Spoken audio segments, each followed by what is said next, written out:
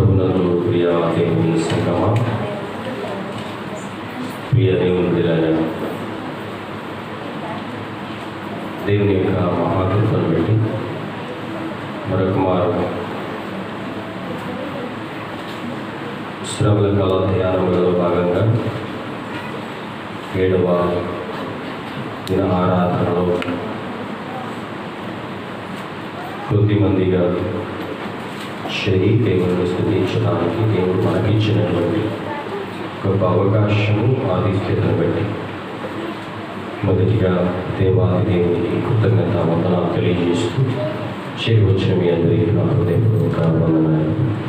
కొద్ది నిమిషాలు నేటి ధ్యానాంశము ధ్యానం చేద్దాం.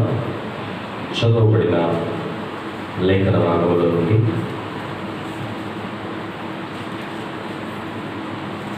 12-13 వచనములు.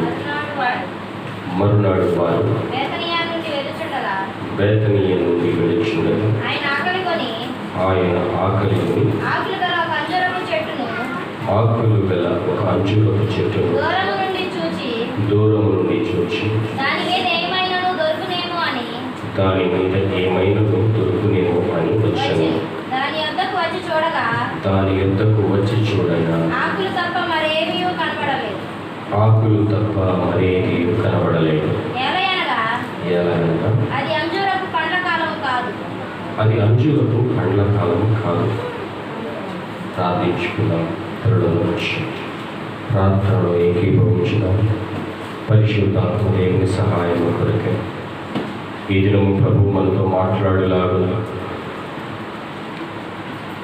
మన జీవితాలకు ఒక మార్గం, మన జీవితాలను ఒక దిశను నడిపించేటట్టు ప్రభు మనతో మాట్లాడి సహాయం చేయలాగా ప్రార్థించుదాం. పరిశుద్ధుడా ప్రేమ కలిగిన తండ్రి, జీవము కలిగిన మా యేసయ్య, మీ ఘనమైన ప్రశస్తమైన నామమునకు వివేకములకి స్తుతులు స్తోత్రాలు చెల్లిస్తున్నాం. ఈ మండల కాలంలో మీరు మాతో మాట్లాడుతూ ప్రతిరోజు దినదినము ఒక ఆత్మీయ మాటలను పాఠములను మేము నేర్చుకునడానికి మీరు మాకు సిద్ధపరిచిన విధానాన్ని బట్టి మీ సన్నిధిలో విజ్ఞాపన చేస్తున్నాం. మీ పరిశుద్ధాత్మ సహాయం మాకు దయచేయండి. మీరే మాతో మాట్లాడి ఆ మాటలు మా కుటుంబములకు దీవెనకరంగా ఆశీర్వాదకరంగా నడిపించమని, చేరి వచ్చిన ప్రతి ఒక్కరిని వినగలిగే చెవులు, గ్రహించగలిగే హృదయాన్ని అనుగ్రహించమని, నన్ను మీ సిలువ చాటును మరుగుపరుచుకొని ఆత్మీయ మాటలు, మీరు సిద్ధపరిచినటువంటి మాటలు నన్ను నా నోటి ద్వారా పలికించి సహాయం చేయండి. నన్ను మీ హస్తాలకు అప్పగించుకుంటూ యేసు నామముతో ప్రార్థించి వేడుకుంటున్నాం పరమ తండ్రి. ఆమేన్. ప్రభునందు ప్రియ దేవుని సంగమా, మరొక మారు ఈ మండలకాల ధ్యానంలో భాగంగా 7వ దిన శుభములు దైవ దీవెనలు తెలియజేస్తున్నాను. చదువుబడిన లేఖన భాగాన్ని ఆధారం చేసుకొని నేటి ధ్యానాంశము నిష్ఫలము అనే అంశం ద్వారా కొద్ది నిమిషాలు మనం ధ్యానం చేద్దాం. నిష్ఫలం. యేసుక్రీస్తు ప్రభు వారు బేతనియ నుండి వెళుతూ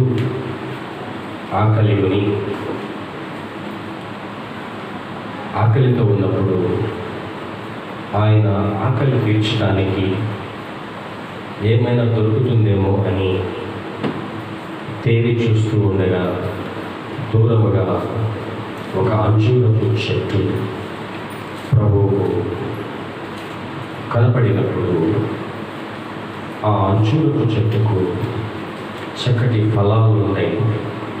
ఆ అంజూరపు పండ్లను తిని ఆకలిని తీర్చుకొని సేద తీరాలని ప్రభు యొక్క ఉద్దేశం. అయితే ఎంతో ఆశతో ఆతురతతో ప్రభు అంజూరపు చెట్టు దగ్గరకు వెళ్ళినప్పుడు ఆ యొక్క చెట్టు దట్టమైనటువంటి ఆకులతో నిండి ఉంది, కానీ పూత లేదు, పిందె లేదు, ఫలము లేదు. ఏం లేదు? పూత లేదు, పిందె లేదు, ఫలము లేదు. ఏమీ లేకపోవడం చూసి ప్రభువు వేదనతో తన ఆకలిని తీర్చగలిగినటువంటి సామర్థ్యం ఉన్నా కూడా, ఫలించగలిగిన సామర్థ్యం ఉన్నా కూడా ఫలించలేకపోవడానికి కారణమేంటో విచారణ కూడా చేయకుండా దానిని శపించినట్లుగా మనం చూస్తాం. ఏమని శపించాడు? ఇక ఎన్నటికీ ఫలములను ఫలించవు అని. ఈ యొక్క సన్నివేశము నేటి క్రైస్తవ విశ్వాసికి సాదృశ్యంగా ఉన్నది. నిష్ఫలమైనటువంటి ఆ వృక్షము విశ్వాసి యొక్క జీవితానికి సాదృశ్యంగా ఉంది. నిష్ఫలము అనే అంశం ద్వారా మనం మాట్లాడుకుంటున్నాం. ఫలాలను ఫలించాలని, ఫలించిన ఫలాలను దేవునికి అర్పించాలని, లేక దేవుని యొక్క ఆకలి తీర్చగలిగినటువంటి ఫలింపు మనకు అవసరమని ఈ సన్నివేశం మనలో హెచ్చరిస్తుంది. ప్రభువు ఆ వృక్షాన్ని తేరి చూడగా, అంజూరపు చెట్టును తేరి చూడగా, పరిశీలనగా చూడగా, దాని ఎద్దకు వచ్చి చూడగా, ఎంత లోతుగా పరిశీలన చేసి చూసినా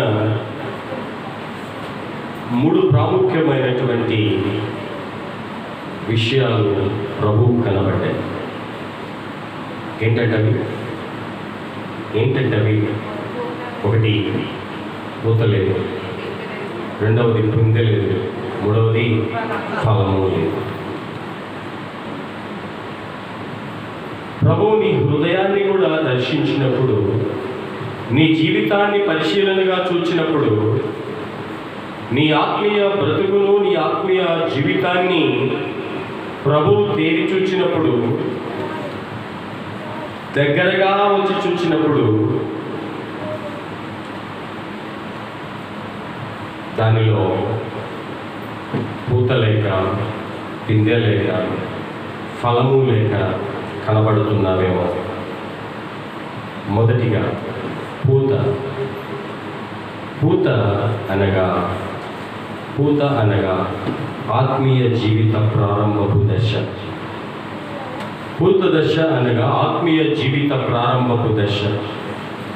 ఈ ఆత్మీయ జీవితపు ప్రారంభపు దశలో ఆత్మీయ జీవితాన్ని కట్టుకొనడానికి ఎంతో ప్రయాసపడుతూ ఉంటాం. ఒక మొక్కను నాటడానికి భూమిని సేద్యం చేసి, చక్కగా నీటితో తడిపి, ఎరువు వేసి, మొక్క ఎదిగి ఫలించడానికి కావలసినటువంటి బలమును ఆ యొక్క నేలకు మనం చేకూర్చి అప్పుడు విత్తనాన్ని విత్తుతాం. ఎందుకని ఇంత సిద్ధపాటు అంటే, ఏ విధమైనటువంటి ఆటంకము లేకుండా ఆ విత్తనము మొలచి ఫలిస్తుంది అని. ఎప్పుడైతే ఆ యొక్క విత్తనము మొలచి ఫలించదో, మరొక విత్తనాలను తీసుకొచ్చి నాటడానికి ప్రయత్నం చేస్తాం.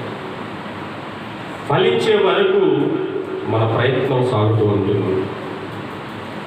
అయితే ప్రియులారా, ఆత్మీయ జీవితపు విత్తనాన్ని మనము విత్తి లేక ప్రారంభించి మొలక దశలో ఉన్నప్పుడు మనకు ప్రార్థన అనే ఎరువు కావాలి, విశ్వాసం అనేటువంటి సేద్యం కావాలి, దేవుని యందు భయభక్తులు అనేటువంటి బలము కావాలి. ఈ 3 మన హృదయం అనేటువంటి నేలకు మనము ఆపాదించినప్పుడు లేక వాటిని మనము కలిగి ఉన్నప్పుడు విత్తబడిన విత్తనము సురక్షితంగా ఫలించటానికి లేక సురక్షితంగా మొలక దశను విజయవంతంగా సాగించడానికి కారణమవుతుంది. విజయవంతంగా ఆ యొక్క మొక్క బయటికి రావడానికి ఈ లక్షణాలు మనం కలిగి ఉండాలి. ఎప్పుడైతే విశ్వాసము, దేవుని యందు భయభక్తులు, ప్రార్థనా జీవితము మనలో కనబడదో విత్తబడిన ఏ విత్తనము ఫలించదు. మొలక దశలో లేక మొదటి దశలో చక్కగా ప్రార్థన అనుభవాన్ని కలిగి ఉంటాం. మొదటి దశలో చక్కటి దేవుని యందు భయభక్తులు కలిగి ఉంటాం. మొదటి దశలో ప్రార్థన అనుభవాలను, విశ్వాసాన్ని మనం కలిగి ఉంటాం. దేవుడు అనుగ్రహించే మేలును పొందుకోవడానికి ప్రయత్నం చేస్తాం. మొదటి దశలో అపోస్తుడైన పౌలు ఒక మాటను జ్ఞాపకం చేస్తున్నాడు. మొదట ఉండినటువంటి ప్రేమ విషయమై, దేవుని ఎడల మనం కనబరిచేటువంటి ప్రేమ విషయమై ప్రకటన గ్రంథంలో మరొక మాటను జ్ఞాపకం చేస్తున్నాడు. భక్తుడైన యోహాను ఒక మాటను జ్ఞాపకం చేస్తున్నాడు. ఏ మాట అంటే అది, మొదట నీకుండినటువంటి ప్రేమ కొదువై ఉన్నది. మొదటి దశలో ఎంతో భయభక్తులు కలిగి ఉంటాం. మొదటి దశలో విశ్వాసంలో సాగిపోవడానికి ప్రయత్నం చేస్తాం. కానీ నీ యొక్క జీవితము ఫలింపు దశ వరకు ఉంటున్నదా? ఒకే రీతిగా జ్ఞాపకం చేసుకో ఒకసారి. ఒకే రీతిగా ఫలింపు దశ వరకు నీవు సాగిపోతున్నావా? మొలక దశలోనే ఆగిపోతున్నావా? విత్తువాడు విత్తనాలు విత్తుటకు బయలుదేరాడు. కొన్ని విత్తనాలు ముండ్ల పొదల్లో పడినాయి. కొన్ని విత్తనాలు రాతి నేలలో పడినాయి. కొన్ని విత్తనాలు ఖాళీ మార్గమున, నడుచు మార్గమున పడినాయి. కొన్ని విత్తనాలు మంచి నేలలో పడినాయి. మొదటి దశలోనే ఆత్మీయ జీవితాలను ఆర్పివేసుకునేటువంటి స్థితి ముండ్ల పొదల్లో పడిన విత్తనాన్ని పోలి ఉంటుంది. మొదటి జీవితము లేక మొదటి మొలక దశ విజయవంతంగానే మొలక వస్తుంది, కానీ ముండ్ల పొదలు ఆ మొక్కను ఎదగనీయవు. ఆ ముండ్ల పొదలు ఆ మొక్కను కిందకు నెట్టివేస్తూ ఉంటాయి. ఏ కారణమైనా కానీ, ఏ శ్రమ అయినా కానీ, ఏ ఇబ్బంది అయినా కానీ నీవు ఫలింపు దశ వరకు దేవుని సన్నిధిలో ఉండాలి. నీవు ఫలింపు దశ వరకు దేవుని సన్నిధిలో ఉండాలి. ఎందుకంటే ప్రభువు వచ్చి చూచినప్పుడు నీవు ఫలించే వారిగా నీవు కనబడాలి. సహోదరి సహోదరుడా, మొలక దశలోనే నీ ఆత్మీయ జీవితాన్ని గుర్తుపడుతుందేమో పరిశీలన చేసుకో. రెండవది పూత దశ అనగా కొంతవరకు దేవుని యందు భయభక్తులు కలిగి ఉండి సాగిపోతూ శ్రమ అయినా, శోధనైనా, ఇరుకైనా, ఇబ్బంది అయినా కొనసాగిన తర్వాత వారు ఆత్మీయంగా ఫలింపు దశకు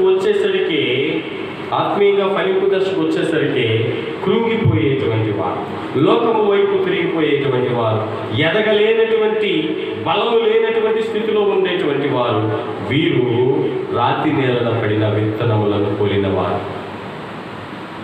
రాతి నేలన పడిన విత్తనము మన్ను ఉన్న వరకు ఏరు కిందకు పాగుతుంది, కానీ రాయి తగిలినప్పుడు ఆ ఏరు రాయిని ఛేదించుకొని లోపలికి వెళ్ళలేదు. వెళ్ళినంత వరకు బలంగానే ఉంటారు. పూత దశ వరకు బలంగానే ఉంటారు.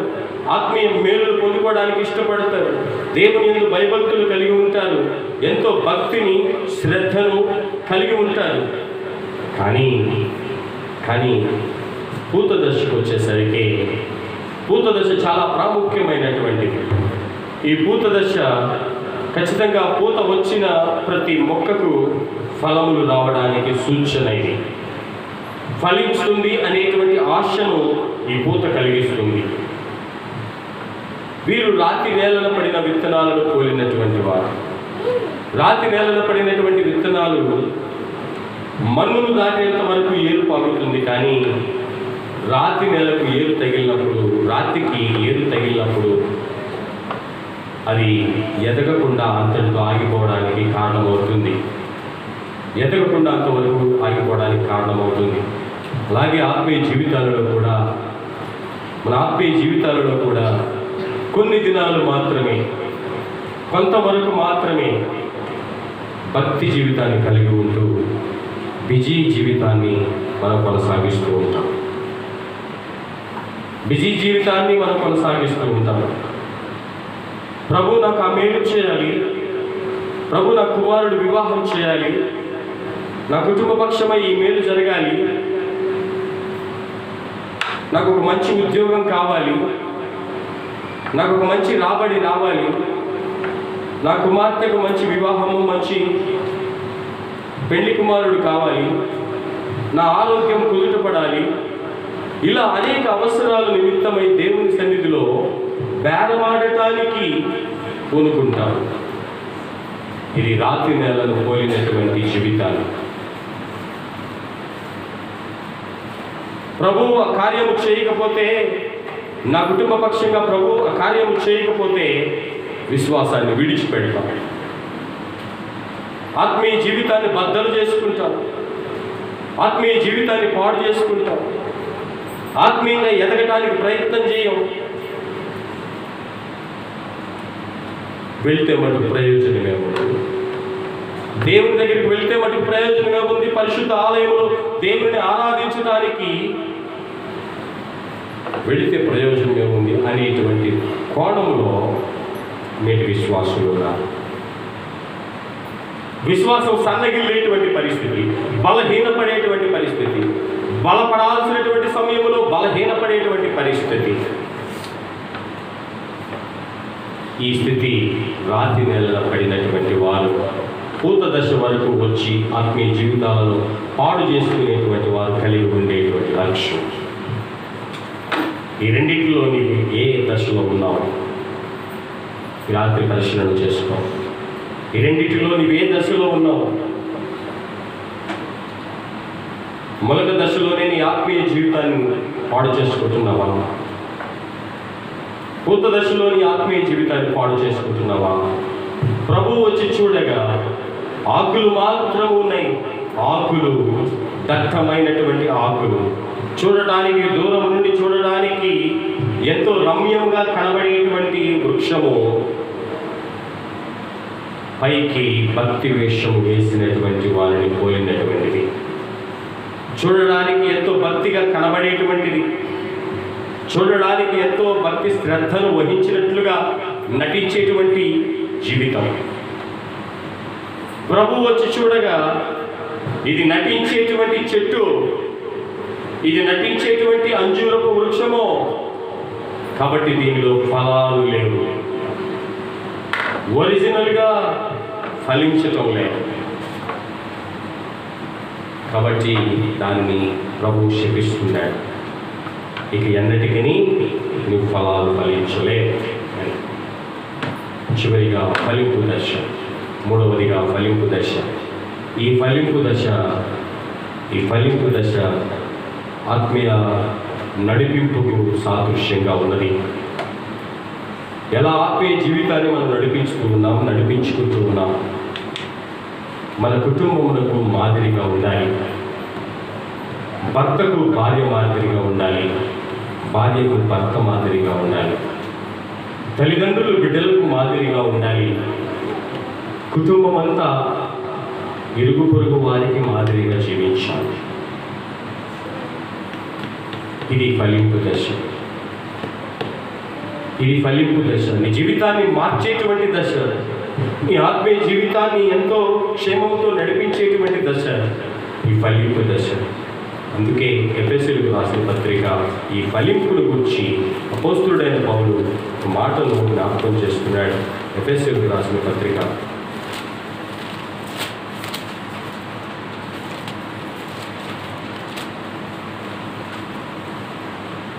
6వ అధ్యాయం 1వ వచనం నుండి ఈ కుటుంబ వ్యవస్థ ఫలించాలంటే, ఈ కుటుంబ వ్యవస్థ లేక ఆత్మీయ జీవిత విధానము ఫలింపు దశలో వెళ్ళాలంటే ప్రభువు తెలియచేస్తున్న ఒక శ్రేష్టమైనటువంటి మాటలు.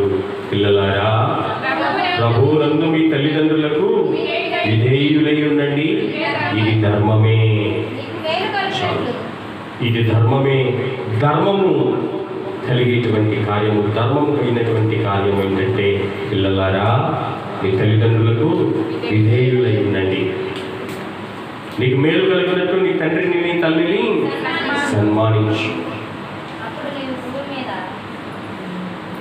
నీ తల్లిని తండ్రిని సన్మానించు, నీకు దీర్ఘాయుష్మంతులు అవుతావు. ఇది దేవుడు మనకు అనుగ్రహించిన ఆజ్ఞలలో 4వది, ప్రధానమైనటువంటి ఆజ్ఞలలో 4వది. నీ తల్లిని నీ తండ్రిని సన్మానించు, నీ దీర్ఘాయుష్మంతులు అగినట్లు సన్మానించు. ఈనాడు తల్లిదండ్రుల పక్షమై మాదిరి అయినటువంటి జీవితాన్ని కలిగి ఉన్న కుమారులు కుమార్తెలు ఎంతమంది? ఆత్మీయ జీవిత ఫలింపు దశను అనుభవిస్తున్నటువంటి కుటుంబములు ఎన్ని? ఆత్మీయ ఫలింపు దశను అనుభవిస్తున్న కుటుంబముగా నీవు ఉన్నావా? నీ కుటుంబం ఉన్నదా? ఒకసారి జ్ఞాపకం చేసుకో. అంత మాత్రమే కాదు, తండ్రులను గురించి కూడా మాట్లాడుతున్నాడు. చూడండి 4వ వచనం, తండ్రులారా మీ పిల్లలకు కోపము రేపగా ప్రభువు యొక్క శిక్షలోను బోధలోను ఎలా పెంచాలట? ప్రభు యొక్క శిక్షలో బోధలో వారిని పెంచు. ఇది తల్లిదండ్రులకు బిడ్డలకు లేక కుటుంబం మొత్తానికి ఆత్మీయ ఫలింపు కలిగి ఉన్నటువంటి కుటుంబముగా కనబడడానికి ఇది ఒక సూచన. ఇది ఒక సూచన. ఏమని బోధిస్తుంది? నీ కుటుంబమును గురించి ఏమని బోధిస్తుంది దేవుని యొక్క వాక్యము? ద్వితీయోపదేశ కాండము 6వ అధ్యాయము 6వ వచనమును మనము పరిశీలన చేసినట్లయితే, నేను నీకు ఆజ్ఞాపించు ఈ మాటలు నీ హృదయంలో ఉండాలి. నీవు నీ కుమారులకు వాటిని అభ్యసింపజేసి నీ ఇంట కూర్చున్నప్పుడు త్రోవను నడుచునప్పుడు పండుకొన్నప్పుడు లేచినప్పుడు మాట్లాడాలి. సూచనగా వాటిని నీ చేతికి కట్టుకోవాలి. అవి నీ కన్నుల నడుమ బాసికముల వలె ఉండాలి. నీ ఇంటి ద్వార బంధకముల మీదను నీ గౌనుల మీదను వాటిని వ్రాయాలి. ఈ రీతిగా నీ బిడ్డలకు అభ్యసింపచేయాలి. ఇది ధర్మము. ఇది ధర్మము. తల్లిదండ్రులైనటువంటి వారు దేవుని యందు భయభక్తులు కలిగి ఉండి నీ బిడ్డలను కూడా దేవుని యందు భయభక్తులుగా కలిగినటువంటి వారిగా నువ్వు నడిపించి ఉన్నప్పుడు నీ కుటుంబము ఫలింపు దశలో విజయవంతము సాధించినట్లు. ధైర్యంగా ఏ కుటుంబము చెప్పగలదు? ఒకసారి పరిశీలన చేసుకోనండి. ప్రభువు వచ్చి చూచినప్పుడు చదవబడినటువంటి మార్కు సువార్త 11వ అధ్యాయం 13వ వచనము, ఆకులు గల ఒక అంజూరపు చెట్టును దూరం నుండి చూచి దాని మీద ఏమైనానో దొరుకునేమో అని వచ్చాను. దాని వద్దకు వచ్చి చూడగా పైకి ఆకారానికి మాత్రము క్రైస్తవ వేషము విశ్వాస వేషము వేసుకున్నటువంటి వేషధారణ భక్తి జీవితము మాత్రము కనబడుతున్నది. ప్రభు అంటున్నాడు, వేశ్యలకైనా నిత్య జీవములో ప్రవేశం ఉన్నది కానీ వేషధారులకు ప్రవేశం లేనే లేదు అని ఖండితంగా చెప్తున్నాడు.